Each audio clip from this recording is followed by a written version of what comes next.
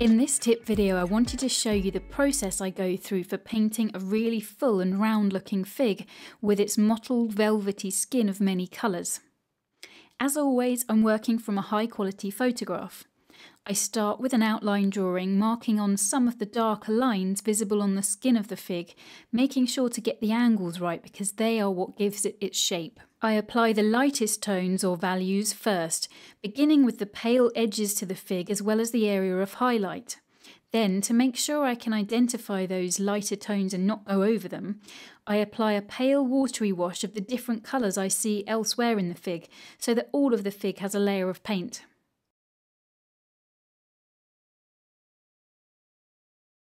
Once that's dry, I go straight in to work on the darkest tone areas using some thick, dark paint and a smaller brush.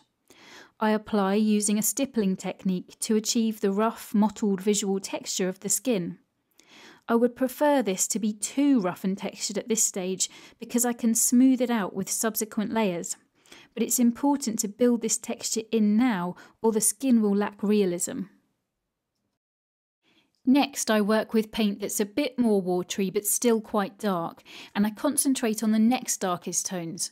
Note how I always apply my paint in the direction of the lines on the skin, as if I were painting on the skin itself along the contours of the fruit. Once I've been applying these darker midtones, I can see that my highlight area needs to be a lot darker, so I apply another more watery wash over that now and towards some of the edges. I pay really close attention to my colour mixing so that I can really try to capture all of the different colours that I can see there in the skin of the fig. Working in layers like this means that you're always a little bit lighter with your paint than you'll ultimately need to be, and that means that you can keep changing and adjusting your colour mixes as you go. So once I've darkened the mid-tones, I can now see that my darkest tones need to be darker still, so I apply another layer to them. I want to make sure that those lines on the fig really stand out so that they can really help give it its shape. And once they're darker, I can see that I need to darken the lightest tones around the outside of the fig, as well as the mid-tones, by applying another layer of paint of the same colour mixes as before.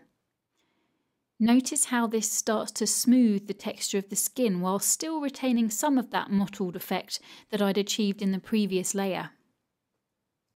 And I make sure that I work with a watery mixture to add some texture and some stippling marks into that highlight to make that look realistic too. And after I add a few details to the top and bottom, the fig's starting to look nice and round and 3D. But it's not finished yet. Once I've painted and therefore darkened the other part of my composition, the dissected fig, I can see I need to do quite a bit more darkening to the outer fig, which I achieve through another layer of paint, varying the colour mixes to match the different hues in the fig skin as before. With so many layers applied now, the visual texture of the skin is looking much smoother. Then as a final touch, I use some white gouache paint, which is opaque, to apply some pale little dots to the skin with a small brush to match those I see in my photo. So there's the final succulent fig with its mottled velvety skin. And if you're interested, the inner fig will feature in another tip video. If you've enjoyed this tip video, please visit watercolorswithwow.com where you can sign up for a free step-by-step tutorial, check out the materials I recommend, view more tip videos, upload your own work to a gallery, and lots more. Thanks for watching.